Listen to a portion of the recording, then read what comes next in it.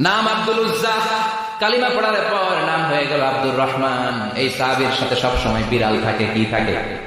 জাহিলি যুগের নাম ছিল আব্দুল উজ্জা। উজ্জা একটা মূর্তির নাম, এই মূর্তির গোলাম। ইসলাম ধর্ম গ্রহণের পরে নাম রাখলো আব্দুর রহমান। কার গোলাম? জোরে বলে। আব্দুর রহমান হওয়ার পরে এই সাহাবা সব সময় বিড়াল নিয়ে ঘুরে। মসজিদে আসলেও কাঁধে বিড়াল, মাঝে মাঝে জামার আস্তিনের ভিতরে বিড়াল, মাঝে মাঝে পকেটে বিড়াল লইয়া নামাজ পড়ে। সুবহানাল্লাহ। বিশ্বনবী একদিন মজা করে আব্দুর রহমান নামক ওই সাহাবীটারে ডাক দিয়ে বললেন, ও বিড়ালের বাবা, ইয়া আবা হুরাইরা, হে বিড়ালের বাবা। সুবহানাল্লাহ পড়ে। আবু হুরায়রা কয়, বিশ্বনবী বলছে বিড়ালের বাবা। আমার নবী যদিও মজা করে ভালোবাসা থেকে আমার নাম দিয়েছে বিড়ালের বাবা, আজকে থেকে কেউ আমার আব্দুর রহমান ডাকবি না, মরার আগের দিন পর্যন্ত আমি থাকবো বিড়ালের বাবা। বিড়ালের বাবা কিসের বাবা? সুবহানাল্লাহ, কি ভালোবাসা।